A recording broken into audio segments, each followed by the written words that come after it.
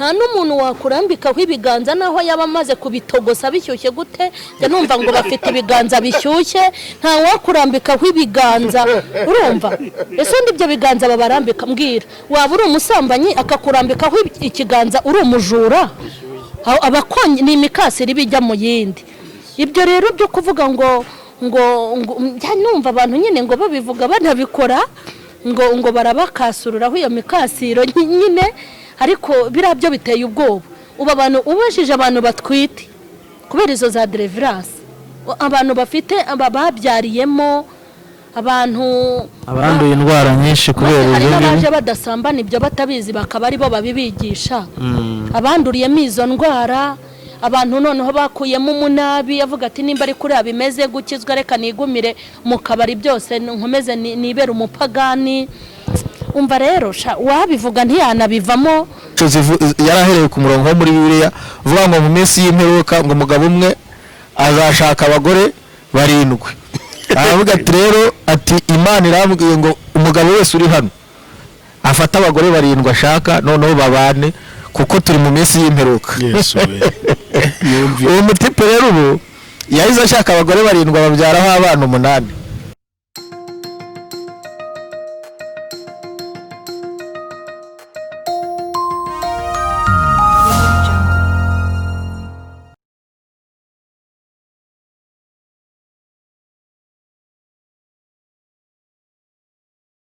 Reka dutangire tubasuhuza tunabaha ikaze n'ubundi kuyoboka Mana TV ndetse no kuri Bwiza TV. Mumeze mutese Kayiranga turakomeye na za politike zacu turamuyoboka Mana tuba tugenda dusesengura ibintu ariko waruzi ko niyoboka Mana ari politike ikomeye cyane ahubwo niho ikinirwa niho nayigiyemo byiriho kugira ngo nze mwiyoboka Mana njye kugikina mu ibanga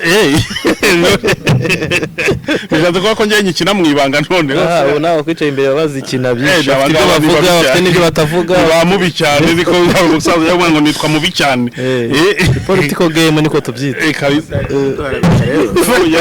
neza politike uyikina n'icyo oya uravuze ngo turi badanje no gushaka kuvuga yuko abantu bumva ngo bakora iyoboka Mana bakumva ko araho ntago aba muri politike ntabwo ari politike no politike burya ni imyumvire tuyibamo tugendamo tugendamo yes reka rero duhereze ikaze bano batumirwa bacu n'ubundi n'abantu dusanzwe dufatikanya umurimo w'Imana mu buryo butandukanye ngira ngo yaba ari umwanya mwiza wo kubakira mwiriwe neza kandi muraho murakomeye muraho neza amakuru mama Sharire ni meza murakomeye okay ndakubona wambaye neza yes ni byiza murabona ko duhuje abakozi b'Imana reka batangira batwibwira kugira ngo abantu bamenye ngo nibande tugiye kuganira ndagira ngo microphone nyine bwo bajya bayihana kugira ngo ibintu bigende neza Yesu ashimwe cyane Yesu nahimbazwe amazina yanjye nitwa Nshimiyimana Gedeon nuko bisanzwe no mukunzi wanyu Imana duhana umugisha amahoro y'Imana nabe muri mwe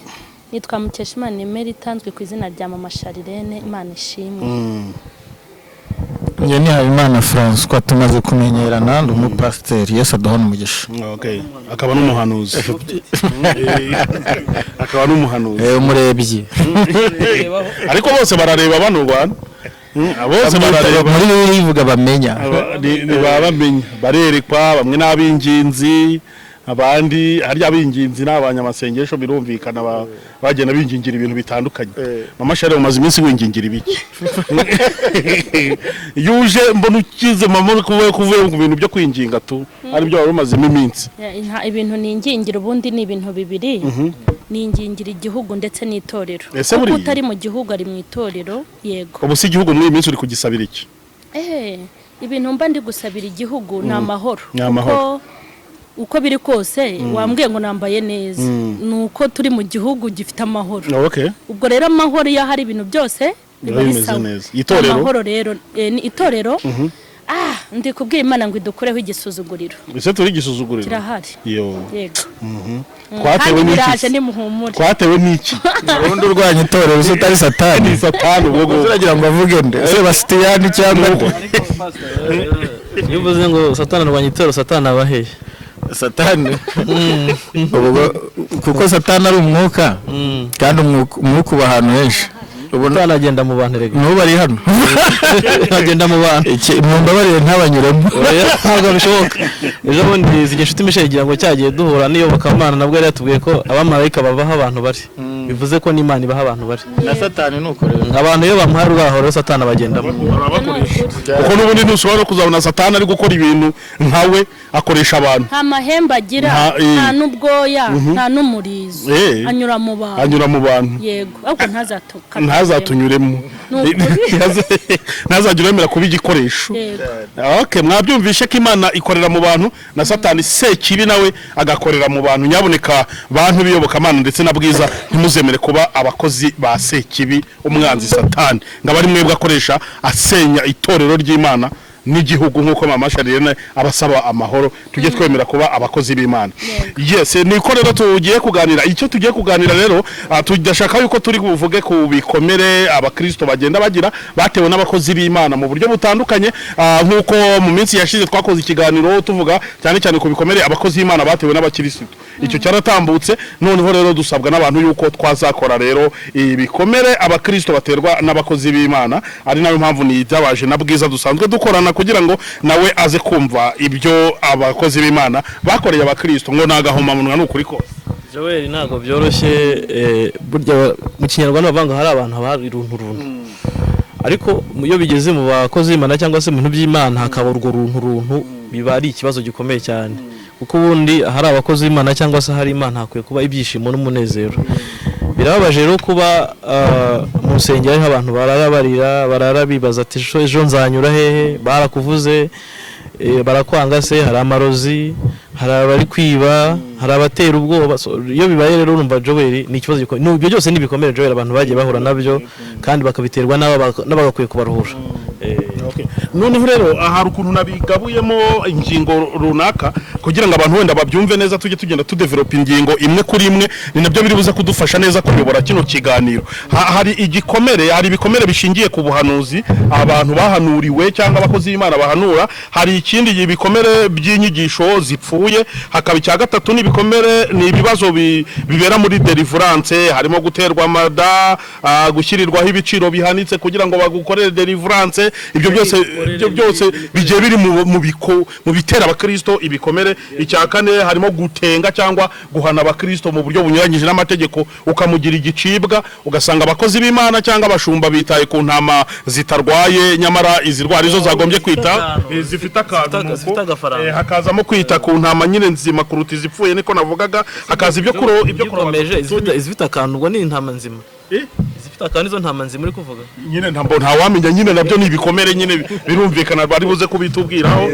Noneho muri se yaho hariho kurobanura ku butoni n'ibyo bya bintu by'akantu no kutakagira harimo no kurwanya impano ziri mu bakristo n'ibindi nyine n'uruhare noneho n'uruhare rwa buri muntu yagombye kugira ngo ibi bintu bigende bicika. Reka duhere ku bikomere by'abahanuzi cyangwa abahanuzi batera abakristo. Reka duhere kwa mama Sharirene abariwe duha ijambo bwa mbere. Okay.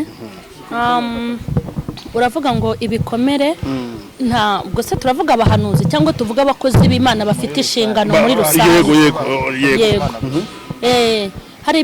Hari ibikomere kandi byinshi ko iyo umuntu umaze kumuhanurira ukamubwira ngo Imana irambwiye ngo ije kugukorera iki kuko ari n'uhanura akakubwira itariki nk'umuntu uza kukubwira ngo uramufiyase si uwawe umuntu uza kukubwira ati Imana irambwiye ngo ejo izaguha amafaranga ye cyangwa akakubwira ngo utwite umuhungu wari warabuze umuhungu hanyuma ibyo yakubwiye ntubibone agusigamo igikomere gikomeye cyo kutakariza Imana icyizere. Niko bimeze kabisa.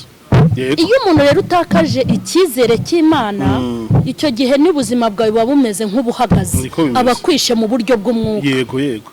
Ubu ni nayo mpamvu ukuvuga ngo uri umuhanuzi nge binantera isoni kuko abantu kuvuga ngo uri umuhanuzi baba bibagezaho nimba hari ibintu turibo kuko n'Imana yabikoze ntituzabyiyambura ariko kuvuga ko uri umuhanuzi biteye n'umujinya noneho kuvuga ngo ndi umukozi w'Imana bitera abantu iseseme yego bitera abantu iseseme ibi bintu n'Imana izabisobanura. Hanyuma rero abakozi b'Imana muri rusange barangije byatumye n'abantu bafite ibikomere hamwe bavuye no mu nsengero bavuye mu murimo w'Imana kandi noneho muri rusange bituma babona ko n'abantu bose ari abanyamitwe bivuga ngo barabishe barabahamba nuko nyine Imana izi kuzura ubundi ahantu babashyize nta n'uwakikurayo hanyuma rero nkashaka kuvuga sinzi nimba muri mugere no mu rwego rwo gutanga umuti cyangwa nimba ndi bubivugire nta kibazo nkashaka kuba hari ikintu nabwira abo bakozi njya mbwira abantu ngo ntago wahombye Imana ngo wunguke ntibibaho abo bantu batera ibyo bikomere n'abana b'Imana sibyo jowe nk'ubu iwanjye nkoreye ku mwana sishobora kwihangana kuko ndi umukozi w'Imana ariko ndi kuriba sibyo kuko nkoreye ku mwana sibyo kandi sinjye ngenyine umubyeyi n'umwana ni ikintu gikomeye hanyuma nk'uko tutarebera abana bacu babahemukiye nk'uko igihugu kitajya kirebera wari wabona se ari umuntu upfa gufata umuntu hara mu muhanda ngo waranyibye ngo amuhe urushyi nurumuha polisi iraguhagurukana bibe birebire muri make urugero rwiza nshaka gutanga kuko iyo ubwira cyane abanyamubiri ukoresha ingero zumvikana ujya ureba ukuntu igihugu cyita ku baturage bacyo ujya ubibona kandi ujya ureba n'imbaraga batanga zaba iz'amafaranga zaba ari iz'ubwenge zaba ari izo guhugura kugira ngo umuturarwanda agubwe neza muri make niyo umuyobozi ari mubi bahita bamwirukana wabonye ko n'umuyobozi aba afite icyubahiro ariko akambara ipingu burya baba bari mu nyungu zo kurengera umunyarwanda umuturarwanda hanyuma abantu bazi ko Imana itabona bazi ko Imana itareba Imana izazirengere abana bayo kandi Imana niza nta miyaga izashyira mu jowe kuko ntushobora kuyicira abantu yiremeye ngo ugushe abantu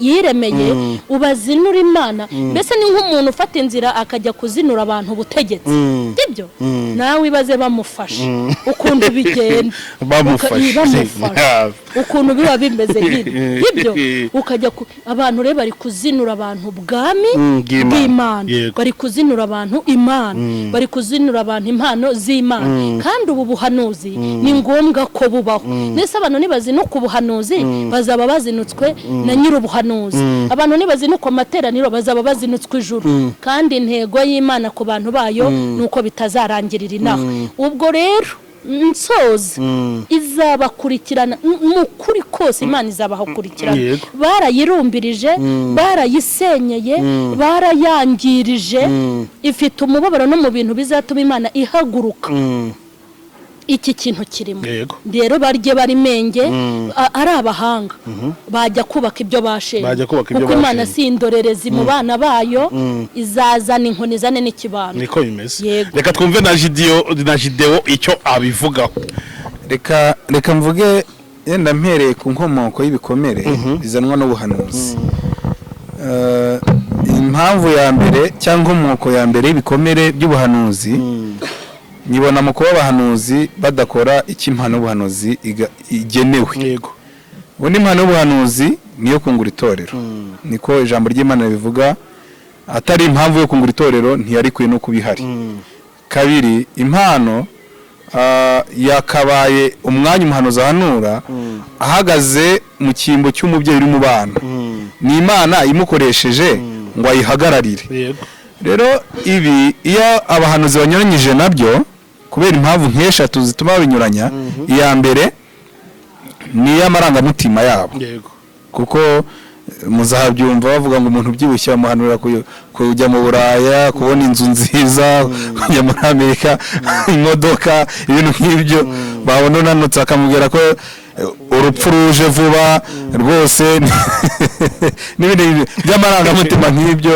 babona wambaye neza bakaguhanurira babona utambaye alliance bakaguhanurira ubukwe akareba ati uyu muntu nkurikije imyaka afite uko mureba nako nta alliance yambaye icyo akwiye ni umugore ibintu nk'ibyo ibyo ni ibijyanye n'amarangamutima hakazaho icyiciro cya kabiri cy'abantu bakunda gushaka ko ibyo bashakaga kuvuga ngo byumvikane inzira umurongo ubyihutisha vuba n'ubuhanuzi niba bicisha mu kuvuga ngo Imana iravuze ngo Joel ambura iryo kote rya urime urarima wihuta uvuga uti ni Imana ibivuze kandi kandi Imana n'umubyeyi si umwambuzi.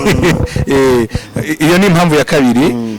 Impamvu ya gatatu igibaho rimwe na rimwe ni abantu kandi nanone babahanuzi bahinduka ibikoresho by'abandi bantu. Umuntu akaza akubwira ati uzambwirire mu masharirene, noneho ku Imana ivuze ibi. Rimwe na rimwe nkaza kuvuga kumbi natumwe n'undi muntu kugira ngo mu masharirene mwemeze ibi bintu, mwumvishe ibi bintu akabyumva. Ibyo bintu rero byose nibyo bisiga bya bintu byitwa ibikomere. Tureberera ikintu cyitwa igikomere. Rimwe na rimwe simbizi ko abantu bashoboye gukurikirana inyigisho nigisha ivuga ku bikomere. Navuzemo akantu kamwe nshaka kugarukaho kitwa uburyo dukira ibikomere, ariko nsa n'umuntu wibanze cyane icyo gihe ku kantu kavuga ko ibikomere bigoye kubiruhuka no kubikira hatabayeho uburyo bundi bwo kubona umuti n'ubuvuzi. Kuki dukomereka bikatubabaza? Kenshi nuko nk'iyo dukomerekejwe n'ubuhanuzi niwo murongo nyirizina wizewe wakagombye kwizerwa n'amakuru mazima. Icyo ni icya mbere. Kabiri, wakagombye kwizerwa ko kububitse ubuhanuzi bw'Imana, wavuganye n'Imana, ko niyo nubwo none uri mu buzima budashobotse cyangwa nubwo none uri muri situation idashobotse, ejo izashoboka ko kubitsa amakuru. Niyo mpamvu iyo umuntu akomerekejwe n'ubuhanuzi, umuntu abateranijwe n'Imana. Uyu muntu uteranijwe n'Imana rero biragoye, birakomeye ngo uyu muntu azagaruke. Hari akandi kantu kajya kumera nk'aho kaba umuti, kandi ako karenga ntikaba umuti. Umuhanuzi umwe aca hano akabwira umuntu ati Imana ivuze ibi, hakaza undi akaza avuga ati oya, ahubwo none Imana ivuze ibi, bakavuguruzanya kuri wa muntu. Ikintu cyantangaje, uzi ko nabyo bitaba umuti Joe, ntabwo bijya biba umuti. Ahubwo umuntu asigara avuga ngo ngiye iby'Imana byarancanze, akagaye ati ngiyewe sigaye nibaza ibyo tuzafata aho ukora ari ibihe, ibyo tuzihorera ari ibihe. Donc abantu kandi n'ubu tuvugana n'abantu kuri iki kiganiro abenshi byarabacanze. Rwose ubu nababajije barakubwira ati oya byo byarabacanze, ngewe byarancanze. Icyo kintu rero urwo rusobe, ibyo ni ibikomere bizanwa n'ubuhanuzi biturutse muri ibyo bice byose. Murakoze cyane. Reka twumve na Pastor Habimana François nawe agira icyo abitubwira. We ni n'umuhanuzi noneho. Aba bose turi kumwe n'abandi nawe afite aho yakomerekeye. Wenda nuko mutabiza aba turi kumwe barandenze. Abahanuzi barenga habaho abahanuzi bato n'abahanuzi bakuru. Nayo Bibiliya bivuga.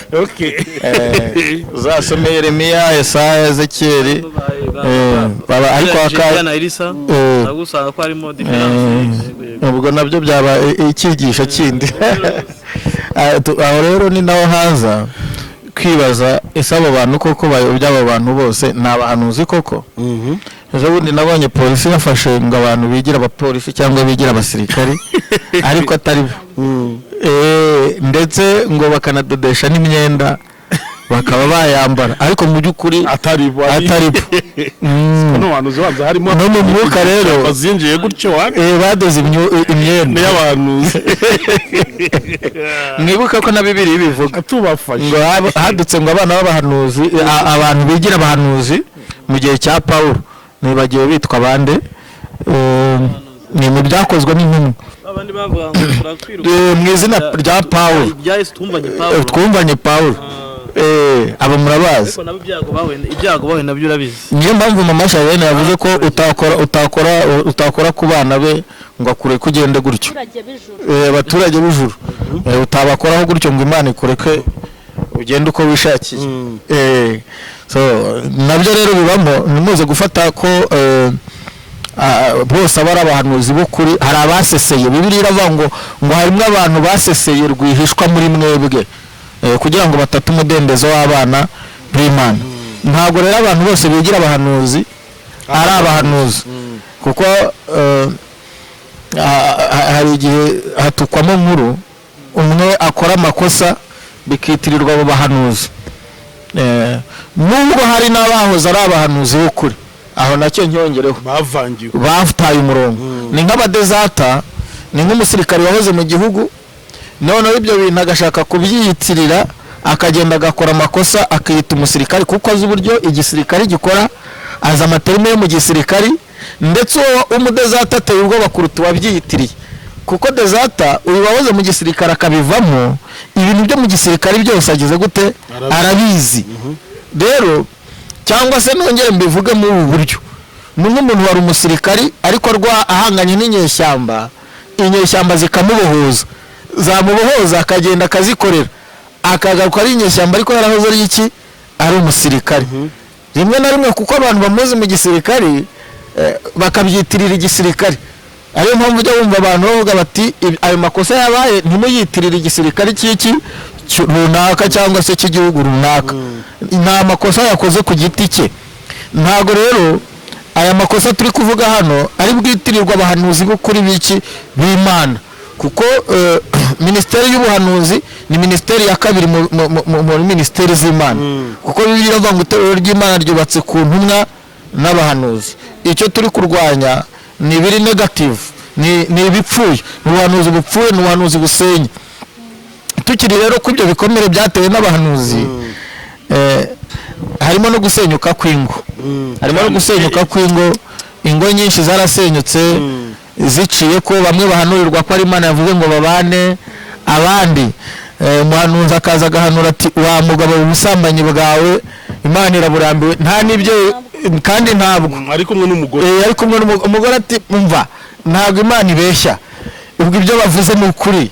Umugore akabataye urugo, n'amadivorce namwe harabaho kubera ikibazo cy'ubuhanuzi, ahubwo ni menshi. ngenze urugo rumwe reka nduvugeho ndutangeho urugero, Ikiruhura. Barazaga bagahanurira umugabo bati umugore wawe ni umusambanyi kabuhariwe, burya akubwira ko aba yaraye mu masengesho, aba yagiye kureba abagabo. Bakagaruka bakagenda bagahanurira n'umugore ati umugabo wawe uri afite n'amakonte ahishe, afite n'abandi bagore yashatse. Nawe buri wese akinjira mu rugo yarakaye ngo yabwiwe n'Imana ngo yahishuriwe ibintu bihishe. Noneho Satani n'umugome, hari n'igihe ujya kubona nk'umugore ukabona umuntu w'umugabo aramuhamagaye ati ntureba ba bagabo, kandi wenda ni na musaza we cyangwa ni se wabo, urumva, cyangwa ni n'uwo basengana, ni n'umushumba we, bakurira kwako kantu. Urumva ko harimo ibikomere byinshi cyane ku bijyanye n'ubuhanuzi tutavuga aka kanya, ariyo mpamvu dusabye ko abantu bajya bashishoza bakitonda. Hari umugore nzi bahanuriye baramubwira ngo Imana ntabwo imushaka mu bucuruzi, ngira mushaka ngari umuterankunga w'abakozi b'Imana w'ibintu by'Imana.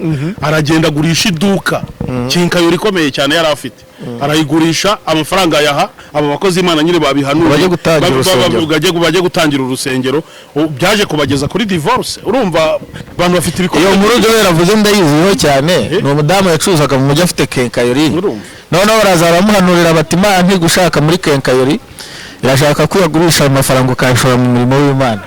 Arayafata n'umupasiteri nyine ngo bajya gushinga idini, bagezeho baranashwana.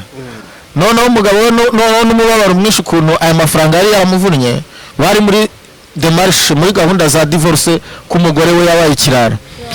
Muri ibi bintu by'ubuhanuzi kandi nongere nibutse ko n'abantu ejo nandi kubiganira n'umumama, ntabwo ari n'ibikomere bijyanye no guhanura gusa, reka nacyo nkivugeho. Kubura umuhanuzi ukaba ufite urugo cyangwa se ukaba ufite umuryango utahamo, ukava ku wa mbere iwawe hahora abantu, ibyo nabyo bicumuza abantu b'iwawe mu rugo.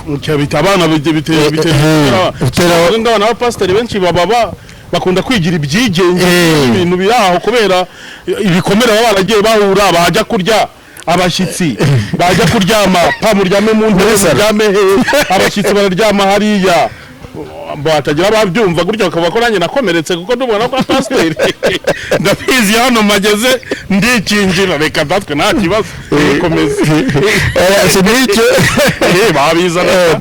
Hari n'umuntu yera kuwa mbere ngo ari mu masengesho kugera ku cyumweru, hari umugabo waje kundegera umugore we, ambwira ati mbabarira rwose umugore wanjye umumpanira, simuheruka kuva ku wa mbere kugera ku cyumweru, ambwira ko ari mu masengesho, abari mu murimo w'Imana, umwaka ugashira ntaramubona.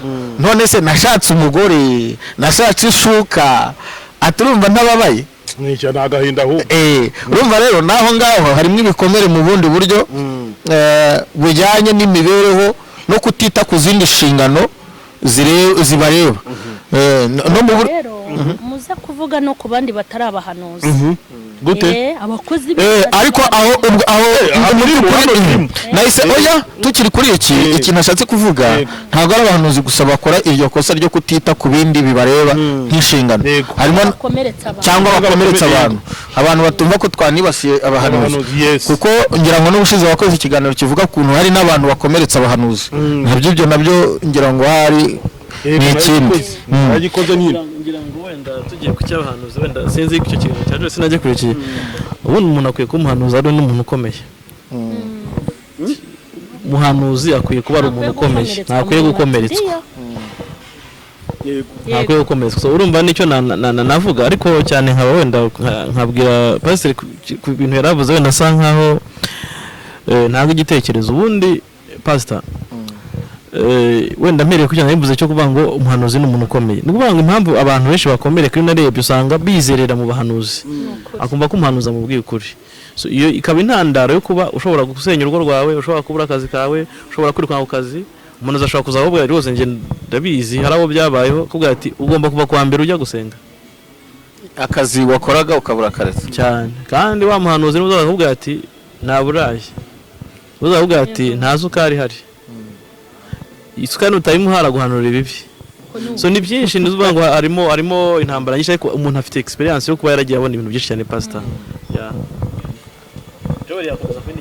yes reka dukomereze noneho reka François ubwo ari ufite mikrofone ahita komereza ku bikomere bijyanye n'inyigisho zipfuye hari n'inyigisho abakristo tubwirizwa cyangwa umupasteri akabwiriza ijambo ry'Imana ashaka ko rigenda navugaho byinshi rigakora icyo ashaka mu mitima y'abantu aho kugira ngo ijambo rikora icyo rishaka mu mitima y'abantu risohoza ikimanito nongeraho akaba ari amasengesho apanzwe ku mpamvu za pastor cyangwa z'itorero rye atari ku mpamvu z'uko akeneye gukiza abakristo handi ukeneye amafaranga ugapanga amasengesho y'iminsi 40 kugira ngo abantu bazature so ibyo byose ni ibintu kandi abakristo yababimenye barakomereka nta nubwo garuka ngo basabe imbabazi ntekereza ko hano tutari gusenya umurimo w'Imana ahubwo dushaka ko twubaka nta nubwo turi guhakana amasengesho mu gihe akozwe mu gihe nyacyo nta nubwo turi kurwanya ubuhanuzi mu gihe buhanuwe ari ukuri abantu batwumve neza muvuze ku nyigisho zipfuye nibuka ni n'umushuti wanjye umuntu yabaye muri iryo torero uretse ko ubu nawe yabaye pasiteri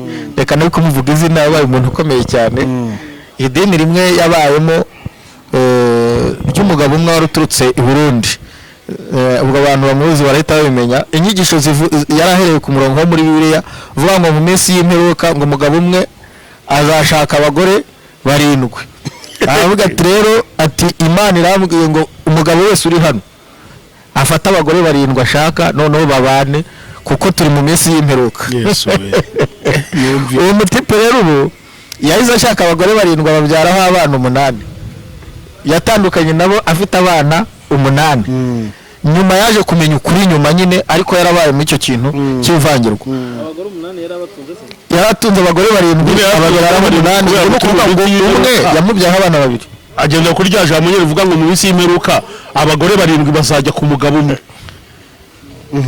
noneho muzana mwumva muzabaza abantu ibyo bintu iyi story yatambutse hano ni ibintu byabaye ntabwo ari mite nyine ntabwo ari umugani ubwo si ikintu cyabaye nuko nyuma maze kumenya ukuri anabuze n'ubushobozi bwo gutunga ba bagore 7 yashatse kubera inyigisho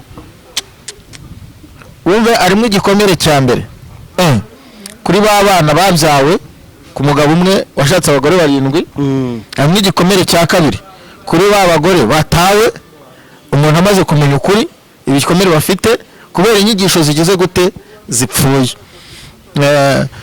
icya kabiri ku nyigisho zipfuye nkuko yabivuze kolege wanjye kuri Bwiza yavuze ati hari umuntu ubera kuwa mbere asengesha abantu akavuga ati ariko ibyo mwirukamo ko nta n'inyungu bifite muzi imbere y'Imana muze musenge no gusenga nabyo byakakwiye kuba bifite uburyo bwiza bikorwamo nkuko nabivuze ngo ikintu gikozwe nabi mpora mbisubiramo kiba kibi kandi cyari kiza reka nabagenzi banjye banyunganira reka mu mashari kuva icyo avuga ku bikomere bijyanye n'inyigisho zipfuye ubwo na Jide barahita akomeza okay se buriya ndavuga ko ari igikomere hora ngo banyigishije inyigisho zipfuye ngo ndakomereka sinzi ntago ndi kubyumva neza kuko kuba umuntu yaza akambwira ngo Imana eje izampa 500 niko imbwiye sinzi ko ndi bubihuze na wa muntu bari bwigishe inyigisho zipfuye kandi hari inzima yigeze agira ate yigeze yumva aha hantu ntago ndi buvuge ngo ho nibikomere none se mvuge ko ari ubujiji none se uko biri kose nubwo inyigisho zipfuye zihari nabyo ndi bubivugeho zirahari inyigisho zipfuye ariko sinzi mazo ntizihari zirahari nimba hari umuntu rero abantu umva noneho aho ngaho ho bigeze umuntu wahanuriye umuntu ngo Imana iguhaye umuhungu ni uri munda akabyara umukobwa yakomeretse kuko yavuze ko ari Imana yamutumye ariko umuntu bazabwira ngo bazigisha bakamubwira ko gushaka abagore 3 nta cyaha kirimo cyangwa 7 kandi yarigishijwe n'abahanuzi n'abavuga butumwa bagera muri 70 ingahe bamubwira ko umugore ari umwe aho hazarwimenyere niwe ahuye n'umuntu aramwigishije tubwe ubwa mbere mbisha ubutumwa bwiza cyangwa ubudu ukanyigisha nkahita mbikora uwo muntu ubwo ntabakomeretse ntahuye n'ingaruka wenda tubike kubyita ibikomere ni ingaruka zivuye ku nyigisho mbi ingaruka zivuye ku nyigisho kandi rero na mama Charlene nizo nyigisho akenshi ntago zitoranya ngo uri umwana mu gakiza uri mukuru ngo warumvishe reka da ushaka no kuzaba ariko bwa mbere uje gukizwa winjiye muri rwose nyagahita ukubitana nazo tayarugo uragiye nawe okay ubwo wenda ikintu ushaka reka mbanze mvugeho ndavuga wenda nko kubazitanga sibyo kuko inyigisho zo ziriho n'amateraniro nuko babifunze inayo yayo ariko ngewe najyaga nicara nkavuga ariko iyi minsi 40 hari naho ugera bagakora amamverope ngo mu minsi 40 buri wese yibuka aho Imana yamukuye sibyo izi nyigisho rero z'ubuyobe inyigisho zijyanye n'ibyo abantu bararikiye ku giti cyabo akavuga inyigisho kugira ngo bamwemere akagira inyigisho kugira ngo aho bamutumiye ngo azasubireyo hari umuntu wigeze ambwira kera ngo ko mama Charlene ngo ibintu uvuga ubona uzakorana nande ibintu uvuga ubona ni kera ubona uzakorana nande none se nge mbigenza gute urabona ziranyigisho zawe ntizigezweho niko bajyaga bambwira bizatuma abapasteri benshi n'abashumba bakuzinukwa ntibagutumire ariko ngewe nkumva yuko kuba abantu batantumira ko Imana yanjye nayikoreye neza uri kumva nacyo bimbwiye niko bimeze hanyuma rero ibi bintu by'izi nyigisho nyine z'amarangamutima zituma abantu batava ku rwego ngo bagere ku rundi kandi izi nyigisho z'amarangamutima zipfuye zituma abantu badasobanukirwa ubumana zituma abantu badasobanukirwa urugendo rujya mu ijuru zituma abantu badasobanukirwa iby'ubuzima bariho nk'ubu hari abantu bazi ko ngo kugira ibyago n'amakuba umuntu ugira ibyago n'amakuba ari umuntu Imana yakuyeho amaboko kandi ikintu namenye nkimara gukizwa muri ibi bintu harimo ibyago n'amakuba byinshi iyo umaze rero kubwira umuntu ngo kugira ibyago n'amakuba Imana ntibigukunda ntibikwemeye ubu muteranyije n'Imana umubwiye ngo Imana iranakwanga rimwe na rimwe akaba yafata n'inzira imusubiza aho yaturutse kandi iyo dusomye Bibiliya tukareba abakozi b'Imana twagiye tubona ari abahanuzi ari abavuga butumwa ari abashumba baha muri Bibiliya na abantu bagiye bahura n'ibyago n'amakuba bibaviramo no gupfa barashyingurwa kuba umuntu rero yaba baramwigishije yuko ibyago n'amakuba biba ku bantu badasenga abantu bashonje ntago ari abasenga neza n'ukuri abona abonye ejo wenda banga nta kuntu wakorera Imana ngo ugenda n'amaguru ngo ushonje ngo wambaye ubusa izi nyigisho rero zirimo kudindiza iterambere ry'umwuka yego ziradindiza iterambere ry'umwuka inyigisho ziriho zipfuye ziratuma ubugingo bw'abantu bupfa kuko nimba abantu bakubwiye ko gushaka abagore 2 nta cyaha kirimo ukirukira ukajya kubashaka mbese muri make nimba bakubwiye ngo umugore utamushaka ushaka undi ni ibintu biri kwica umurimo w'Imana hanyuma ndashaka no kubwira abantu ko izi nyigisho ntizirangiye ahubwo aha tugeze nibwo zigiye gutangira kuko uko kugaruka kwa Yesu imyaka izajya yihuta yo kugaruka kwe ni nako inyigisho z'ubuyobe n'inyigisho zipfuye zizajya zirushaho kuba nyinshi kuko shitani uko Imana ishaka bajya mu ijuru ni nako shitani ari gushaka abajya kuzimu uko biri kose ntazajyayo wenyine hanyuma ariko niyo mpamvu abantu bakwiye kwegera Imana bagasenga hanyuma Imana ikabarobanurira. Izi nyigisho rero zimaze no gutera umujinya cyane, zimaze no kuba nyinshi, zimaze no gukabya, aho umuntu ashobora kukubwira ati ugende wongere usenge, ntabwo ari Imana yaguhamagaye. Ubu bukene umumaranye imyaka 7, umaze imyaka 5 ushonje, kandi burya ikintu namenye nuko no gupfa bagushyingura uriwe. Barahari Lazaro burya ni umuntu ukomeye njya nemera muri Bibiliya. Yego mubu tuzavuga ijambo tubo bantu bakomeye, ariko nta gitabo duteze kugira, nta gitabo bashobora kuzadushyiramo, nta gitabo bazadushyiramo, ariko Lazaro ari muri Bibiliya. Yarinze apfa kandi ngo arya utuvungukira twimbwa zo kwa Nyamutunzi. Umuntu rero akubwiye yuko umuntu w'Imana adakwiye gukena abakwangije, ni hahandi umuntu asigaye yibaza ku Mana. Imana impora iki? Sisambana. Imana kuki impora iki? Ntago niba. Imana impora iki? Mu kabari navuyeyo. Imana impora iki? Kuki ntava mu rwego ngo ngere mu rundi? Ugasanga noneho agiye gushyira amacakubiri hagati ye n'iki n'Imana, bikavamo no gutakariza Imana ikizere. Reka twumve Gideon nawe icyo abivugaho, arahita natwinjira kuri ku bibazo cyangwa ku bikomere biterwa na deliverance. Murakoze cyane. Ndavuga bwa mbere kuri bino bikomere bituruka ku nyigisho z'ubuyobe cyangwa inyigisho zipfuye. Nitubireba ibi bikomere, turabanza turebe ko ibi bikomere ni iki. Ni ingaruka zizanwa n'inyigisho z'ubuyobe zinjiye mu muntu. Ubundi nibyo bikomere nyirizina. Hanyuma turebe, nkunda gutangarira Bibiliya buriya umuntu wese ayisomye bijyanye n'icyo ashaka n'icyo amarangamutima yashaka, abona imirongo imushyigikira. Icyo reka ngisobanure cyane. Bibiliya uyisomye, impamvu mbivuga, nigeze ngira umuntu nibwo yaragikizwa, ajya gusenga rimwe mu cyumba ahantu, yenda reka nse no vuga kuri ako kantu. Umuntu aramwegera aramubwira ati fata imirongo iyo muri Bibiliya. Amuhereza umurongo wa mbere, aramwariza umurongo wanditseho ngo ntimukimane, mwereza umurongo umubwira ngo mwaherewe ubuntu mujye mutangira ubundi. Amuha undi murongo wo muri Bibiliya umubwira ngo nureba umwari ukumva umugiriye irari, wabuge mu ryo reza ukoresha ibintu bibi, umufata umurongore nta cyaha uzabukoze. Amukubita imirongo nk'iyo, aramubwira ngo kandi amweza undi murongo uvuga ngo ntukagire ubwiko kuby'Imana ngo agwereye ubuntu, ngo aho nawe ujye utangira ubundi. Arampamagara arambwira ati noneho nsanze twebwe, yaravuye muri Eglise Catholique, ntacyo reka mbivuge gutyo.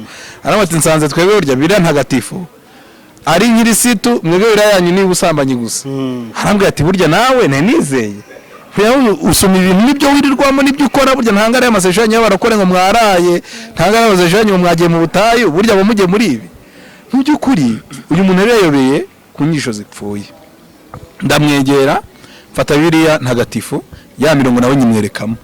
None rero ntangira kumusobanurira icyo buri murongo wari ushatse kuvuga, nabo wari ugenewe n'impamvu n'icyo gihe. Kuko ushaka gusobanura Bibiliya neza, uba ukwiye kwita ku bintu nka bine by'ingenzi.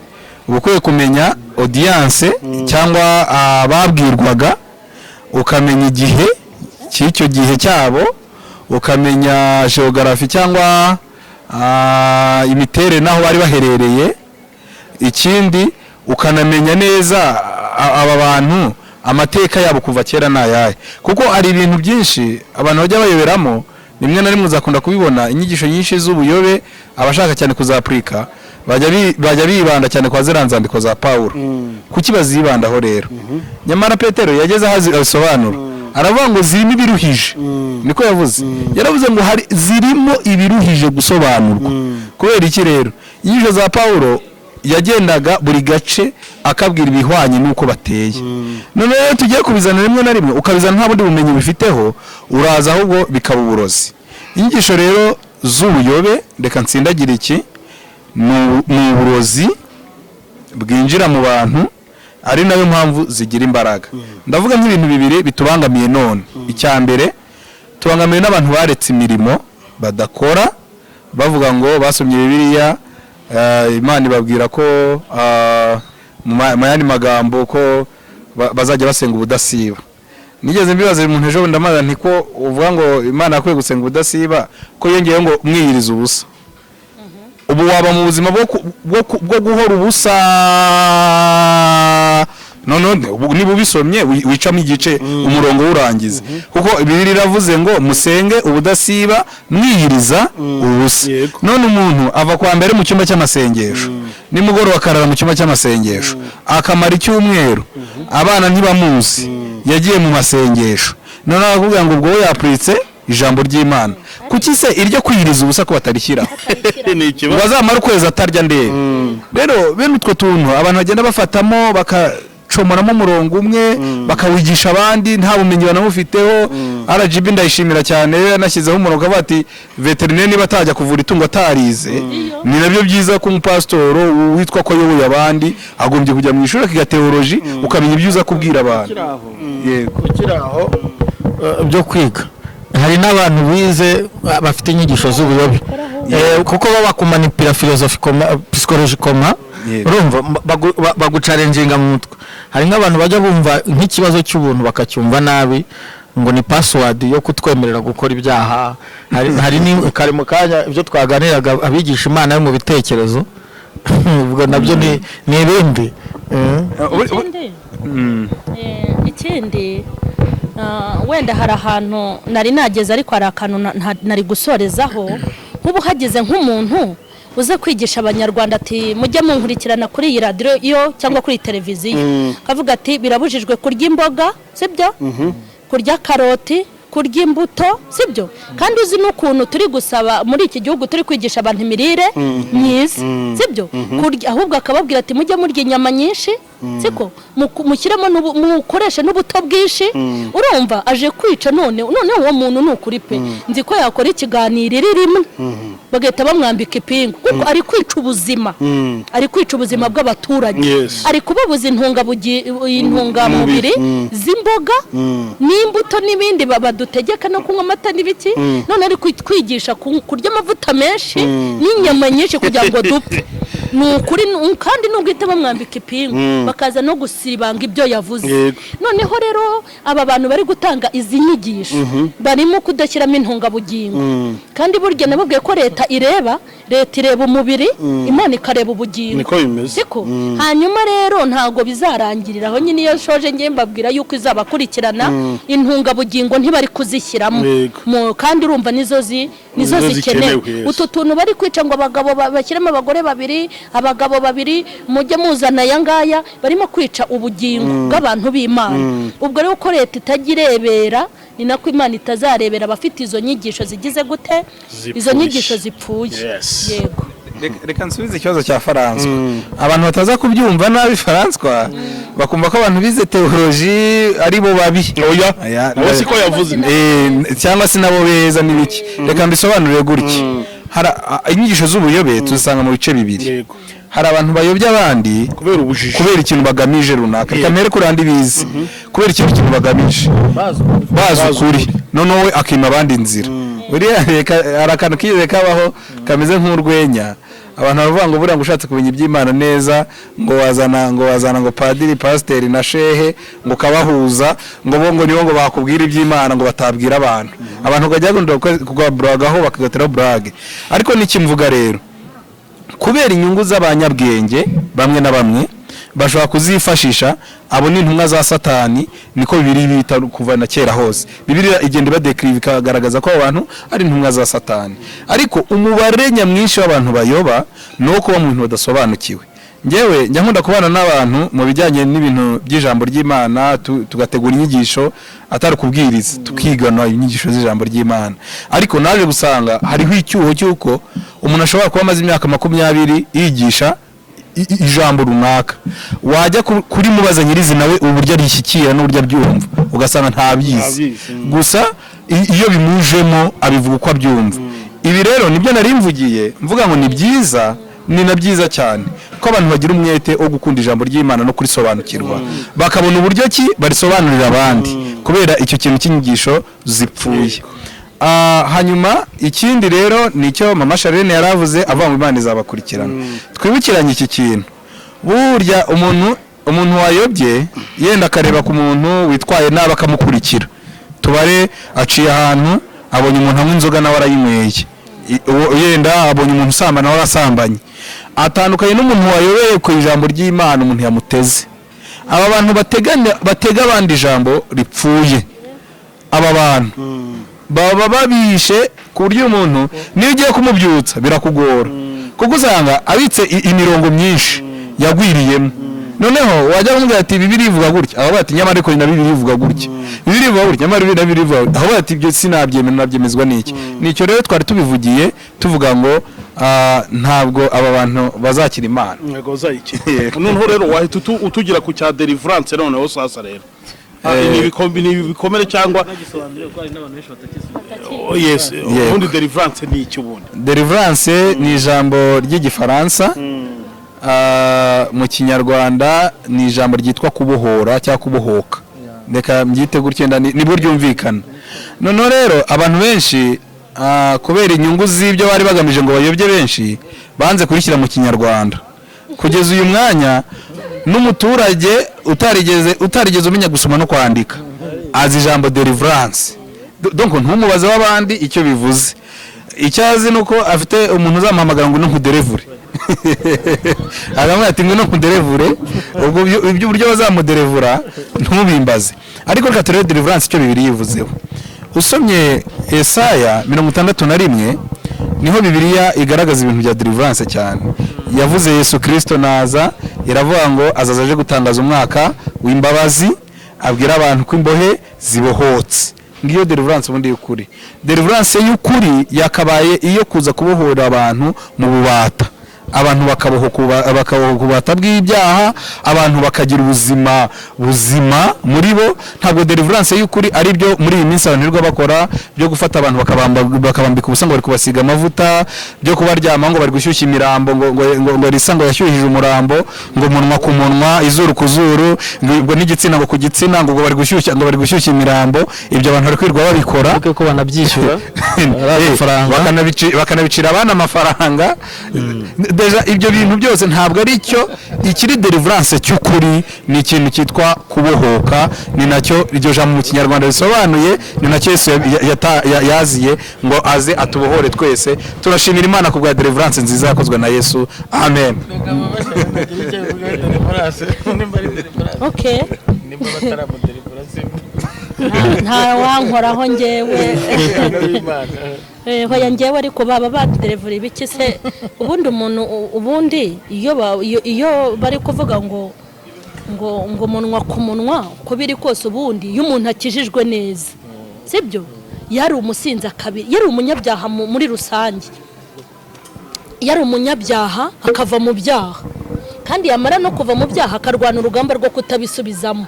Ntushobora kumbwira ngo mfite indi mikasiro iturutse heheze, kandi burya imikasiro umuntu arayigendana, urumva iba mu muntu. Nta n'umuntu wakurambikaho ibiganza naho yaba amaze kubitogosa bishyushye gute, njya numva ngo bafite ibiganza bishyushye, nta wakurambikaho ibiganza, urumva. Ese undi ibyo biganza babarambika, mbwira waba uri umusambanyi akakurambikaho ikiganza uri umujura? Abakonyi ni imikasiro ibijya mu yindi. Ibyo rero byo kuvuga ngo numva abantu nyine ngo babivuga banabikora ngo barabakasururaho iyo mikasiro nyine, ariko biriya byo biteye ubwoba. Ubu abantu ubashije abantu batwite kubera izo za deliverance, abantu bafite babyariyemo, abantu abanduye indwara nyinshi kubera ibyo baje badasambana ibyo batabizi bakaba ari bo babibigisha, abanduriyemo izo ndwara. Abantu noneho bakuyemo umunabi avuga ati nimba ari kuri abimeze gukizwa reka nigumire mu kabari byose nkomeze nibera umupagani. Umva rero wabivuga ntiyanabivamo, gusa ibyo bikomere byo noneho nibikomere bisiga nibimenyero. Ibyo bintu bya deliverance bigumeho hoya bigumaho, naho wanabibabuza bigumaho, se undi biranemewe? Ntabwo bibyemewe biriya bintu kuvuga ngo umunwa kuvuga ngo umunwa ku munwa. Ngo wenda ubisobanura neza abantu uko babikwiye kubyumva. Iyo bavuze umunwa ku munwa, amaguru ku maguru, bivuze ngo ugomba n'urugingo rwawe rwose, ubundi ni buri rugingo rwawe rwose rukwiye kuba rubohoka, rukwiye gukizwa. Kuko niba ukuboko kwanjye kwarwanaga kugomba kubireka. niba umunwa wanjye watukanaga ntubireke. So nicyo abantu bakwiye kumva. Kandi amaraso ya Yesu ntahagije imbabazi, sibyo? Hari imbabazi z'Imana. Ariko bajye bamenya ko bari no kubatuburira. Umuntu ujya kugukorera deliverance akakugatura amaya, burya aba yamaze no kubyica. Yesu yaziye ubuntu n'amaraso ye ni ubuntu, gusaba imbabazi gusa akakubabarira birahagije. Reka nongera ko nongeraho ubundi deliverance babisobanuye cyane nta byinshi. Abanza nyumva ibyo nshaka gusobanura. Urumva? Sebeje birabi.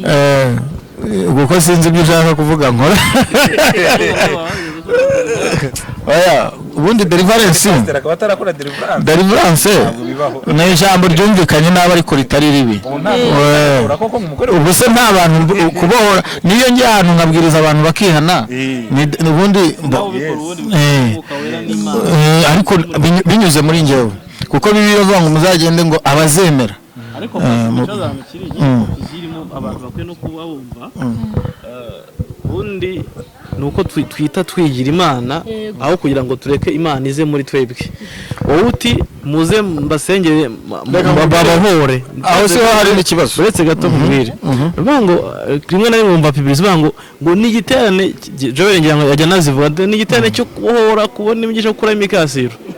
So abantu bagiye bazi ko ubu bagiye kubohoka wa wundi basengera ni uri wabohore karema ariko mubwire pastor Masasu niyo yageze kwigisha ubwo ndigiye gukotinga nk'umunyamakuru ko gese nemere guhagara kuba navuga ibyo ntagize. Aravuga ngo wowe naho wava hano ubwiza ukagera muri Kongo nta ubasha ufite bwo kuba abantu bakizwa cyangwa bakira gakiza, ahubwo wa mwuka wera we ajya muri arabemeza akajya bajyamo basha no kumara n'imyaka 50 bakazakizwa nyuma y'imyaka 50 kandi warababwirije. Yego. Aya simbizi uko mwasomye ariko reka mbanze nsobanure neza kuko umugabo uko byumva ariko reka mbisobanure neza. Deliverance ubwacyo iryo jambo siribi ahubwo uburyo rikoreshwamo abantu bataza no kubyumva nabi kuko biri biblique wenda hagize umuteoloji twumva yatekereza ko hari ibintu twasenye bitari byo.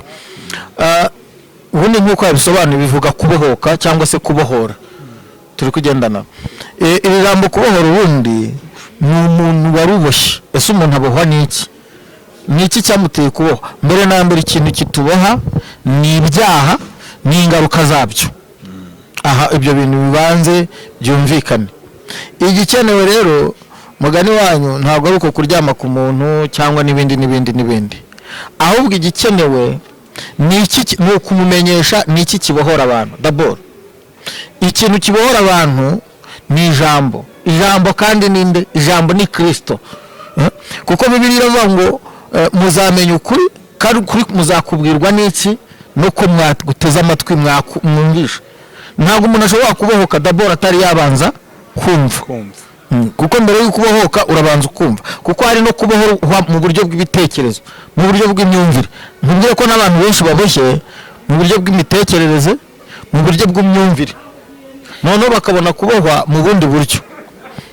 Niryari rero ese ibyo bintu bikorwa gute? Ni gute umuntu yabohora umuntu? Ni gute umuntu yabohoka? Nuko umwereka ikibi arimo ukamwereka n'icyiza cyamukiza. Kuko umuntu ubwe nimba atazi ko aboshye d'abord icyo ni cyambere mbere yuko bakubohora nuko wemera kugize ute uboshye. Icya kabiri nuko bakwereka ikigize gute ikikubohora. Dore rero niho havuka ikibazo.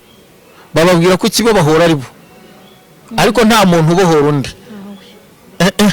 Ahubwo umuntu akuyobora inzira yo kugira ngo ugire ute ubohoke. Aho niho ushaka gusobanura rero mbaye utwa mukiza indwara niba yavuga ngo ntago twebwe twahawe kugira gute gukiza. Urabyumva? Ariko eske niwe bakiza cyangwa ni Yesu uri muri bo? Ni Yesu uri muri bo. Ni Yesu uri muri bo. Bahita wenda bitwarana ibyo uri kuvuga ubitwarane no ese deliverance kugira ngo umuntu ayikorerwe hari abashyiraho ibiciro. Mwakivuze? Okay. Noneho ugitwarane noneho okay, ngira ngo mwaje mubigarukaho byose. Yego noneho reka tujye ku cya kane sasa rero warurangije icyo reka tuvuge noneho icy'ingenzi twabonye ko umuntu ubohora abantu ari Yesu Kristo. Hari n'abakristo baterwa ibikomere n'ibijyanye n'uburyo abakozi b'Imana babahana bagwa icyo bita gutenga abakozi abantu umuntu yakoze icyaha wenda uburyo bikorwamo babushyira hanze y'itorero uburyo batamukurikirana ugasanga bitaye ku ntama nzima kandi nyamara Yesu ijambo riravuga ngo ce n'est pas ce qui est en bonne état qui ont besoin le médecin mais le malade. Ntabwo ari umuntu muzima ukeneye umuvuzi ahubwo umurwayi niwe ukeneye umuvuzi. Ariko abakristo bafite intege nkeya bafashwa n'intege nke bakunda gutereranwa mu nsengero oriyeyo kugira ahubwo ngo bajye bakwegerwa nabyo murabivugaho byose nabitubwire tubivugire hamwe. Ibisigaye twabivugira rimwe si ngombwa ko abantu umuntu avuga kuri buri ngingo yose iyo yavuga wenda reka tubivuge ibisigaye n'ibijyanye n'ibyo narivuze harimo kwita ku ntama nyine nzima kurusha izirwaye harimo no kurobanura ku butoni no kurwanya impano ziba ziri mu bakristo wenda mwabivugaho muri make yego kurobanura ku butoni biri bujyane n'uko gutenga okay sawa yitwagiye njyewe kuri iki kintu cyo gutenga nta nubwo njya nkumva kimwe n'abapasiteri bagenzi banjye cyangwa se mu matorero atandukanye kuko uko bikorwa siko Bibiri bivuga. Cya mbere Bibiri avuga ngo muri mwebwe nihagira uwadukwaho n'ikibi mumusange mumuganirize niyanga mugire banga mugende muri babiri niyanga mugende muri batatahari niyanga mumuteze ngo itorero niko Bibiri ivuga ngo niyanga mumutunge nk'umunyamahanga ariko hehe murimo. Ariko birantangaza cyane umuntu ashobora no kumva n'amakuru y'ibihuha yabyumvishije ku bantu bari kuvuga akaza ati turagutenza nta na proof abifitiye nta bimenyetso. Ibyo bintu rero umuntu naza kugutenga kubeshya icyaha utakoze nabwo ubwacyo ni igikomere.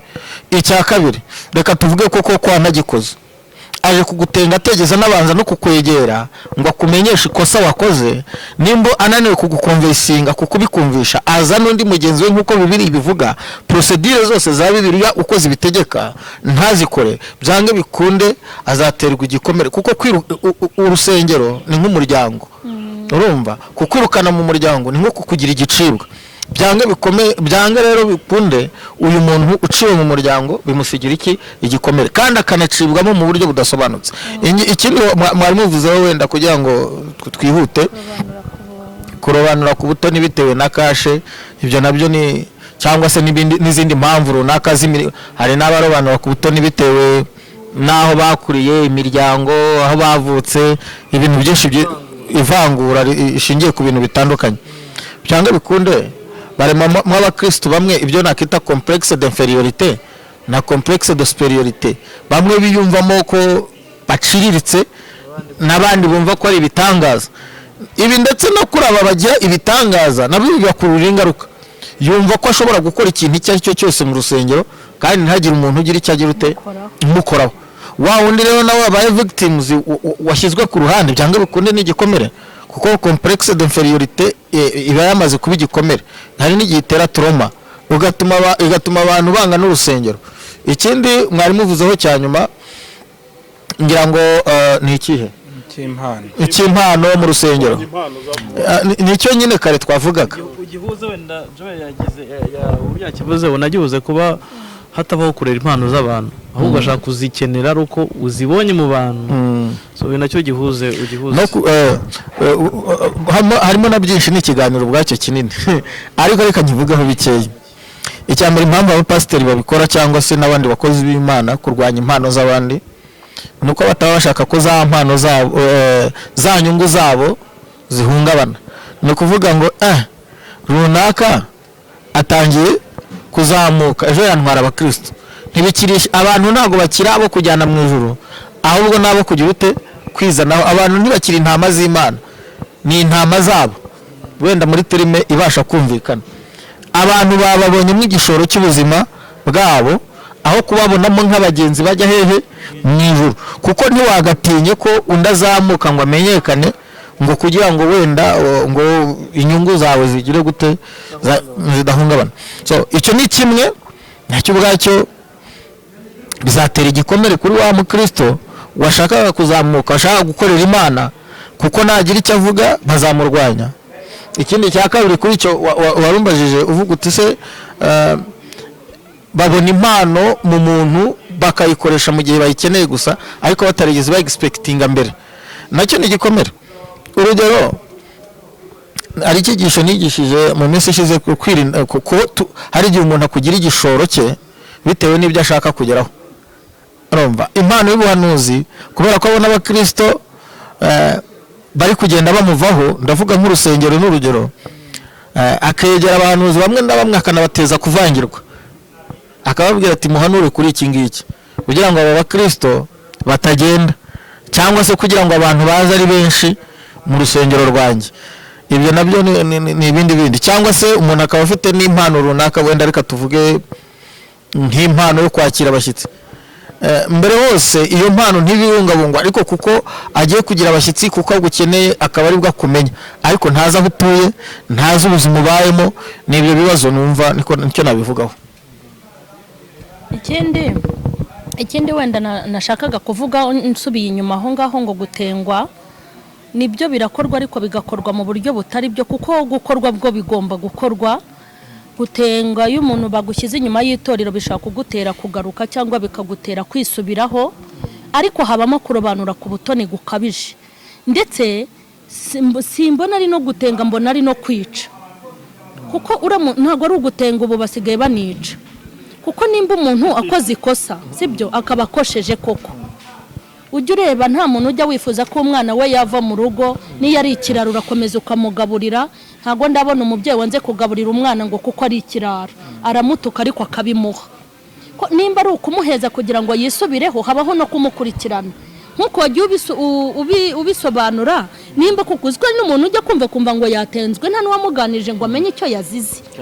Nkabiriya rero by'amagambo n'amatiko abantu bagira ati twamubonye ahangaha, ugasanga bamwizeho baramutenze, ariko ni ukuri ntago ari uko. Ubundi umuntu yakoze icyaha bameze nk'uwapfuye mu buryo bw'umwuka. Hanyuma rero iyo mufashije gupfa ugamufasha kugumayo, uba uri kumufasha kumuhorahoza. Nimba umuntu koko yakoze ikosa, uzi ko ushobora no kumuganiriza bikarangira adatenzwe, kandi bikarangira na ya makosa yagize gute ayaretse. Ahubwo harimo kurobanura ku butoni gukomeye niboneye. Sindabona umuntu upfa kwikuraho umukire wateye inda. Umukire wateye inda bamwubararaho, apfa kuba afite akantu, kandi iki kintu Imana izakibahanira. Nimba se abantu koko wenda urugero bahuriye ku mugore umwe, kuko bajya banahurirayo sibyo, wenda cyangwa bagahurira n'ahandi, ukumva ngo runaka yateye inda, kandi abantu bakunda gutera amada baba baziranye. Umukene wo mu rusengero utera inda n'umukire bakunda kumenya n'utwo duco twabo tubi, yego.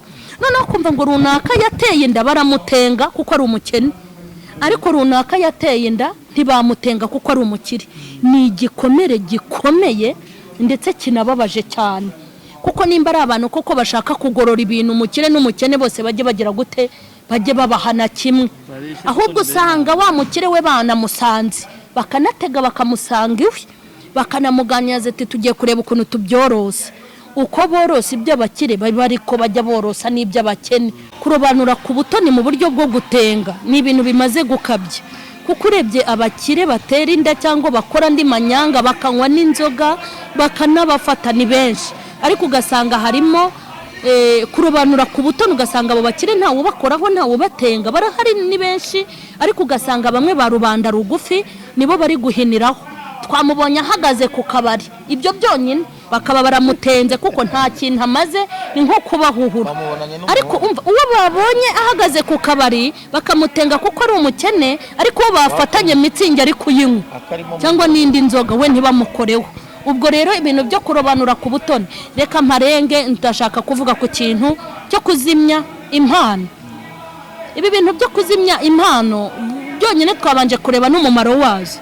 None se kusanga bari kuzimya, wenda reka mvuga nko ku bahanuzi, usanga kandi iki kintu kirakomeye, kuba abantu bafata abahanuzi bakabazimya mu nsengero, ugasanga umuhanuzi arahanuye bahise bamukubita baramurangije, ariko nimugoroba ugasanga kwa hanuzi ugasanga kwa pasiteri kwa bishopu bafite abahanuzi yagira akabaza ati umva sha enda hano ndagushaka ngwino dusenge, hanyuma iwabo mu rugo bakabatunga ariko mu nsengero bakabazimya.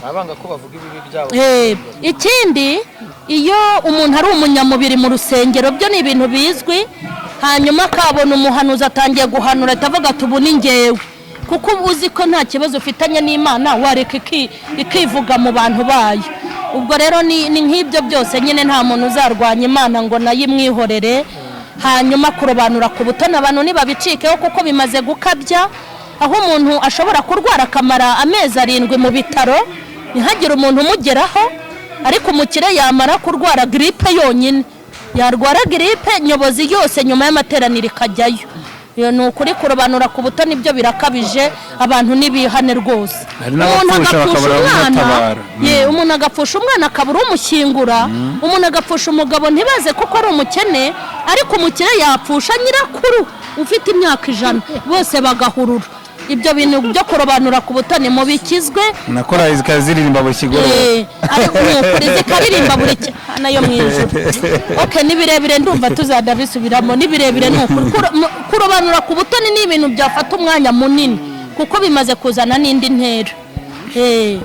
Yego nikangira icyo mvuga nge nsa n'uwerekera yenda nko ku musozo. Yego Pawulo yandikiye Abatesalonike ba mbere ibice 5 umurongo wa 19 n'uwa 20 aravuga ngo ntimukazimye umwuka w'Imana kandi ntimugahinyure ibihanurwa, ahubwo mugerageze byose mugundire ibyiza.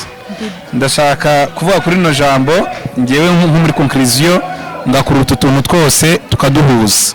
Hanyuma ndavuga kimwe cyitwa kuzimya umwuka w'Imana. Hirya no hino abanyamuhamagaro bafite ibibazo, baragowe kubera ko nyine rimwe na rimwe iyo ugize ibyago ugahura n'ugushumbya akaba ari umunyamubiri babigoranye. Impano rero ni nyinshi, ariko kandi ikimwe mu byo abanyamuhamagaro bakwiye kumenya n'igihe cyo kwicara bagasengera impano zabo Imana kugira ngo zihereze na tere. Nabwo si byiza kujya kurwana, nta muntu urwanira Imana. Icyo nicyo yenda navugaho, ibindi bagiye bisobanura cyane. Hanyuma ndashaka garuka gato nsoza kuri no jambo rivuga ngo nimugahinyura ibihanurwa, ahubwo mugerageze byose mugundira ibyiza. Twahereye ku bikomere by'ubuhanuzi, ariko numva hari ijambo rimwe nshaka kuvugaho. Ibintu by'ubuhanuzi ndavuga ku gice cya mbere cy'uhanurirwa, rimwe na rimwe ko nawe hari abantu bitera ibikomere, rimwe na rimwe batangira kubona ibikomere bibaye bibi bakabihirikira ku bahanuzi. Urugero, wowe uhamagaye umuhanuzi ngo musengane, ubanje kumuhereza situation yose yawe. Ibyo bimeze nk'abajya kuraguza, abajyaga bajyayo kera abajyaga batubwira ko umupfumu abanza ukubaza uri mwene nde, mwene runaka, mu muryango wanyu murwarize he ndwara, ukajya kumubwira byose ukarangiza ibyo mu muryango wanyu, yarangiza nyine yateye inzuzi akakusubiza ibyo wamubwiye, wagatavuga uti yampfumuriye ibyo yapfumuye kuko nukuri. Naba bahanuzi muri kujya mufata wajya ngo wamuhamagara musengane ukamukorera ubuzima bwawe bwose, koko navangira bakakubwira ibitari byo, uzamurenganya koko niwe wamuhaye ikibuga. Hari n'abandi batangira kumva nk'umuhanuzi avuze mu rundi rurimi agatangira bati Mana na rya deni urivugeho, Mana na rya deni urivugeho, Mana uvuge no kuri wa mwana wanjye uzajya kwiga, uvuge no kuri bya byangombwa ndi gushakisha. Umuhanuzi yumva uvuge no kuri bya umuhanuzi agatavuga ati umva ndi Uwiteka ndirahiriye, ibyangombwa ndabiguhaye, umwana wawe azajya kwiga. Ejo ukabona birafiyarize byose nta na kimwe ubonye. Noneho reka mvuga aka kantu, mw'abantu b'Imana mwe muhanurirwa, nimumenye ko Imana ari Imana izi byose, Imana ikuza utiriwe uvuga ibyawe, Imana izi ibyawe ntabwo igomberwa kubibwirwa. Icyo ni kimwe. Icya kabiri rero bahanuzi bene data inshuti z'umusaraba mu bitsi impano z'Imana, uretse n'ubuhanuzi n'izindi mpano, ndagira ngo mbabwire ngo murye muri menge mwitondere ibyo muri gukora muri iyi minsi. Ndabivugira iki? Ndavuga nshingiye ku buzima buri kurya abantu muri iyi minsi, kuko muri iyi minsi hari umuhanuzi nahuye nawe numva ngize umubabaro kubera ibintu twaganiriye. Ambwira uburyo umukire yamujyanye akamumenyera ibintu byose no kurya aramugaburira ibintu byose arabimenya, ariko buri munsi akamupimira ubuhanuzi bwa mu gitondo umukire akaza mu gitondo agaca mu rugo ati kubabaje se nuhe muri abo mbwira ikintu Imana ikubwiye akamuhanurira noneho ubu navuganaga nawe ambwira ati twashwanye kuko yanzaniye undi muntu ndamuhanurira undi muntu ibyo birasohora n'ibyo mu boss ntibirasohora none boss ari kumwe ati inzu nayikodesha sinzongera kuyikodesha kubera ko uriya muntu wahanuriraga bigasohora nakomeza kodesha ubwo ngiyewe byanjye nzongera kwishyura bisohoye rero abantu b'Imana mbivugiye ikibi mbivugiye ko izi mfu zirahari cyane z'abahanuzi memu nanjye tuvugana hari abantu benshi bagiye bampropose bakampropose ibintu byinshi ngwino tuguhindurira ubuzima tugushyira aha tugire gutya muhiye byashize bakambwira ati rwose tukora ibi ariko nawe uzagira conditions nizi nkambwira ntabwo ngiye nashobora ubuzima bw'amakondisiyo narabohowe Imana narambohoye ntabwo najya mu buzima bw'amakondisiyo mwa abantu b'Imana mwe muri kubona isi ubuzima bubagoye isi imiruho y'isi ibagoye mugafata ibintu by'Imana mukabifata mukabihindura ibintu byo kugira ngo mubeho none ariko mukica ejo hazaza reka mbabwize ukuri mugarukiraho bakozi b'Imana Imana ubuzima urimo none ahirabuzi kandi niba uri umukozi w'Imana koko reka icyo ngitsindagire umukoresha wese amenya umukozi icyo kintu ngitsindagire umukoresha wese amenya umukozi wowe korera Imana nawe uzayibaze ko itamenye ibyawe murakoze cyane Imana duhana umugisha ndumva kuko ntago twasoza tudatanze umwanzuro twavuze ibikomere kuvuga ibikomere ni nko kubaga umuntu ubundi birahari twanabivuze ko bihari birahari ni gute kuko kubaga umuntu ugasiga utamudoze hari uwaga umuntu ukamukuramo ikimurimo ariko ugasiga utamudoze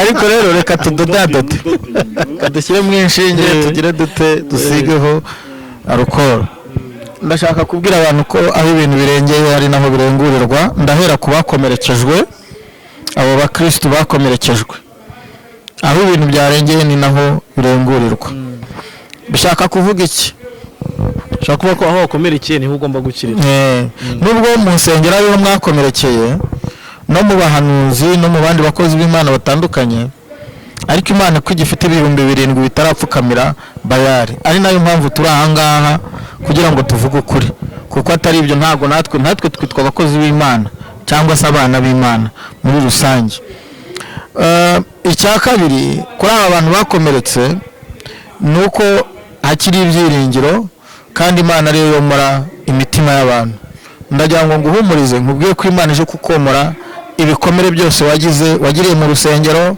watewe n'abahanuzi kuko hakiri ibyiringiro ko n'icyatemwe muri Yobu 14 cyakongera kikagira gute kigashibuka ngo ndetse kikera imbuto z'ibiti za mbere ndashaka kubabwira ko hashize ari aho gusura ariko atari aho gutura muri mize barayisura ariko ntago bayituramo noneho ku bahanuzi rero cyangwa se ku bakozi b'Imana aba pastors n'abandi muri conclusion nababwira ngo mureke dukora umurimo wadutumye mukuri kuko Bibiliya avuga ngo nicyo gituma dukwiye kwitondera uyu murimo ngo kuko uyu murimo nituwukora neza ni ijambo rya Bibiliya ngo uzadukiza ngo ariko nituwukora nabi ngo uzatwicisha ndababwiza ukuri imbere hari impfu zigeze muri ebyiri urupfu rw'umubiri n'urw'ubugingo mugani wabo turi kumwe bavuze ngo Imana ntago izabyihanganira ko akomeza kwibabariza abana ijambo ry'Imana rivuga ngo murabikora nk'abihorera mukagira ngo mwanye namwe hari igihe ukora rimwe ukabona biciyemo Imana yakwihoreye ati banza Imana nayo ibyemera ukagira kabiri ukagira ngo Imana yabyemeye ariko ntago Imana izaceceka ibyaba byiza nuko uyu munsi twakihana tugahindukira tukagaruka mu murongo mwiza Imana iduhana umugisha Yes, bakunzi b'Iyobokamana TV murumva yuko iki kiganiro kirakomeye kandi cy'umuntu yakivugaho ibintu byinshi meki angira ngo twagana ku musozo wenda w'iki kiganiro kubera ko n'abantu tugomba kubarika nyine bakabona umwanya wo kucyumva wenda tuzaye tugenda dukora n'ibindi bitandukanye kugira ngo abantu bajye bagenda basobanukirwa nibyo Joel nta kindi twarenzaho kurenza ibyo abakozi b'Imana bavuze kandi ngira ngo nta yindi ntego y'iki kiganiro uburyo bwo gukiza abantu no kubereka inzira ya nyayo kuko abantu bavuga ibintu bihari byababaje abantu cyangwa byagusha abantu kugira ngo bakwereke inzira nziza ni cyangwa se cyukwiye guhitamo ndi niko bimeze kabisa. Yes, reka tubashimire cyane ko mwaduhaye umwanya wanyu maze mu kabana natwe muri rivuga butumwa Imana ibahe umugisha cyane mwabatumirwa mwe mwese reka tunashimire kandi abantu bakurikiye kino kiganiro yaba kuri Bwiza ndetse no kuyoboka Mana TV gukora subscribe no gusharinga izi video kugira ngo ubutumwa bugere kuri benshi abari inkunga ikomeye cyane uburi kugenda utera abantu no gutanga ibitekerezo ku byo bifuza urugero nk'izi topics harimo angle nyinshi angle ubwo ni nka ubwo harya ango niki angle nyine ni imfuruka twakoze ahantu hatandukanye nyinshi cyane zitandukanye ariko urumva bivuze ngo ushobora kudevelopa n'imfuruka imwe ukagaragaza ikibazo kirimo ugatanga n'umuti niko bimeze reka bano bakozi Imana turimo dugana ku musozo kubera ko hari abantu baba bashaka wenda kuba bazi ibitekerezo ku biganiro gutya baba bakoze gutya hari icyo bashaka kumugishaho inama batanga nimero za telefone ubundi tuze tugenda tugana ku musozo. Yego amazina n'ubundi ni Nshimiyimana Gedeon, telefone yanjye ni 0788908230. Imana iduhane umugisha. Amen. Nimero zanjye za telefone 0788454268. Imana ibaha umugisha. Nkuko babivuze ingingo twavuzeho abantu batwihanganire ntago buri yose twayisesenguye abavuga abanyamakuru nitubagiraho umugisha wenda bazatuhamagara tugende dusesengura ingingo imwe kwayo kuko imwe ubwayo yafata amasaha kuko ukuri kutumvikanye neza nibyo abantu bajya bavuga hari guhinduka uburozi ariko umwuka wera herekeza ibyo twavuze kugira ngo abantu baba abakozi b'Imana baba n'abakristo ibi bintu babyakire neza. Nimero yanjye cyangwa ukeneye kugira ibyo mbaza ku byo twavuze ni 0788 54 87 70. Yesu aduhane umugisha. Wanadusengera pastor wadusengera dusabye umugisha uhereye ku bazumva iki kiganiro dusabye umugisha abanyamakuru kugira ngo uyu muhati ndetse n'izi ntego bihaye zo kugaragaza ukuri ubashyigikire watera inkunga mu buryo bwose. Unyemerere data iri jambo ryawe ndetse n'ibyo tuvugiye kuri iyi kamera bigira imbaraga zo guhindura benshi no kubagarura kuri Kristo mu izina rya Yesu Kristo. Amen.